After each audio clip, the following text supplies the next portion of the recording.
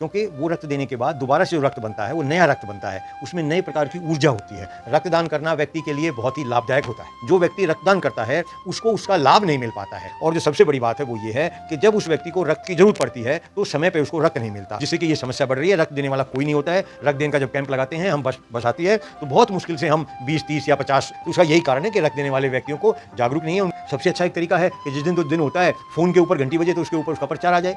कौन इस पे काम करे? सब एक तनख्वाह मिलती है फिक्स, सरकारी अधिकारी की जिम्मेदारी जवाबदेही तो है नहीं कोई। हर साल 14 जून को विश्व रक्तदाता दिवस मनाया जाता है ताकि रक्तदान को बढ़ावा दिया जा सके।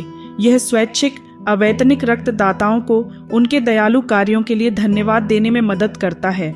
रक्तदान महादान की श्रेणी में आता है। रक्तदान करने से जरूरतमंदों को मदद मिलती है।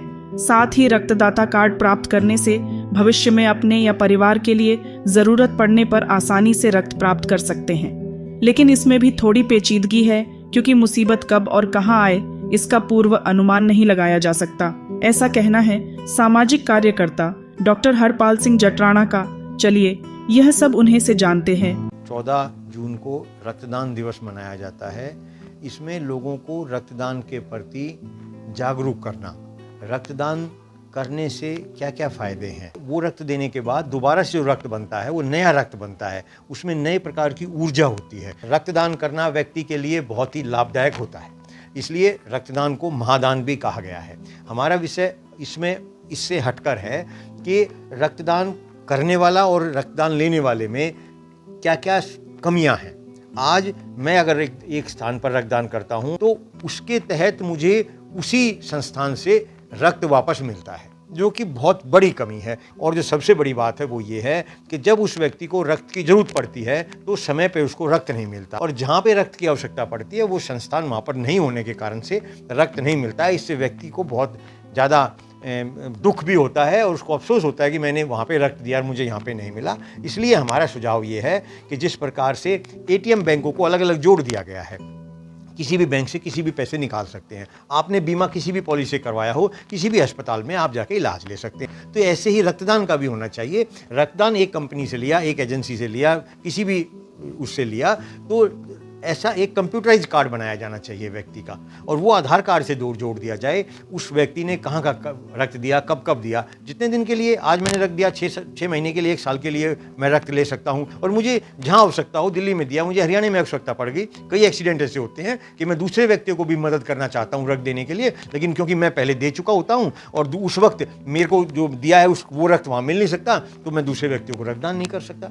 इसलिए कई बार मैंने ऐसा भी करना पड़ा कि रक्त देने के कुछ महीने के बाद भी दोबारा से रक्त देना पड़ा, या मैंने अपने बेटे को भेजना पड़ा उस स्थान पर जहां उसको रक्त चाहिए था। ऐसा सरकार को एक नियम बनाना चाहिए, जो सरकार नहीं बना रही है। मैं कई वर्षों से ऐसे प्रयास कर रहा हूं, इन सबको जोड़ने का प्रयास कर रहा हूं। विश्व रक्तदाता दिवस मनाने की शुरुआत विश्व स्वास्थ्य संगठन द्वारा वर्ष 2004 में की गई थी।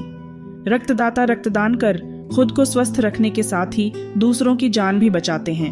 रक्तदान से हार्ट अटैक के खतरे से भी बचाव होता है और शरीर को अन्य कई लाभ होते हैं। यहाँ पर मैं एक बार नहीं, आज लगभग 20-25 बार खुद रक्तदान कर चुका हूँ, और अनेकों बार 8-10 बार से भी ज़्यादा बार मैं रक्तदान कैंप लगा चुका हूँ।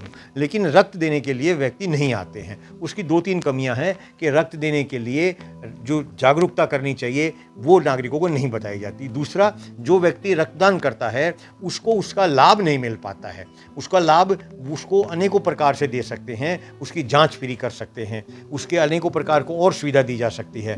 रक्तदान पर अभी जागरूकता और जागरूक करने की आवश्यकता है, क्योंकि आज भी व्यक्तियों में रक्तदान को लेकर जागरूकता उतनी नहीं दिखाई देती जितनी होना चाहिए। और इसके लिए बहुत ज़रूरी है कि नागरिकों में जागरूकता लाई जाए।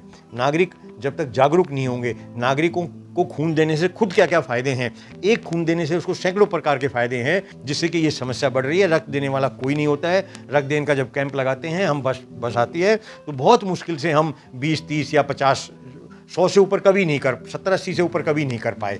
तो उसका यही कारण है कि रक्त देने वाले व्यक्तियों को जागरूक नहीं है, उनको उसके लाभ नहीं पता है। जो व्यक्ति खुद, जिसको पता होगा कि मुझे रक्त देने से ये फ़ायदे होंगे, तो टेस्ट नहीं कराने पड़ेंगे, दवाई नहीं खानी पड़ेगी, बीमारी नहीं होगी, तो वो ज़रूर रक्तदान करेगा। और ये रक्तदान करने से लोगों का फ़ायदा होगा, देश का फ़ायदा होगा।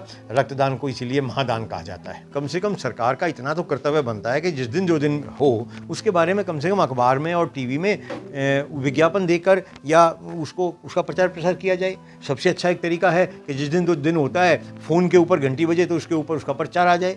कोई बड़ी बात नहीं है, कोरोना में ऐसा किया गया था। ये सुझाव हमने दिया है कि जो महत्वपूर्ण दिन है उसके ऊपर, लेकिन इतनी परेशानी कौन ले, कौन इस पे काम करे। सब एक तनख्वाह मिलती है फिक्स, वो काम करे या ना करे, उसको जब सीमित है उसकी तनख्वाह तो उसको कोई चिंता ही नहीं होती है। सरकारी अधिकारी की जिम्मेदारी जवाबदेही तो है नहीं कोई। इन दिनों का मनाने का बिगड़ लोगों को जागरूक किया। अब कुछ संस्थाएं हैं, मैं भी मनाता हूँ, आज आप ये खबर देखेंगे, इसी को बहुत लोग देखना पसंद नहीं करते, तो ये तो आने लगा है। बहुत से पे ये भी आता है कि आपको कार्रवाई करेंगे, भविष्य में इस पर विचार किया जाएगा। हमारे लिए इतनी बहुत बड़ी बात है कि सरकार कम से कम इसको मान्यता दे रही है, बाकी तो सरकार से हम कुछ मांग नहीं रहे। रक्तदान करने के बाद शरीर में नए रक्त का निर्माण होता है। इससे शरीर की कोशिकाओं को मजबूती मिलती है। एक स्वस्थ व्यक्ति 18 वर्ष की उम्र के बाद से रक्तदान कर सकते हैं। उनका वजन 45 से 50 किलोग्राम से ज्यादा होना चाहिए। इसके अलावे रक्तदान करने वालों को HIV, हेपेटाइटिस बी या हेपेटाइटिस सी जैसे रोग नहीं हुआ हो। रक्तदान करने वाले को शरीर में आयरन की मात्रा को बढ़ाना चाहिए। नियमित रूप से रक्तदान करने वालों को आयरन से भरपूर पोषक तत्व लेने चाहिए। मिथक तोड़कर बेफिक्र होकर रक्तदान करें। प्राइम टाइम हिंदी से अर्जुन सिंह की रिपोर्ट।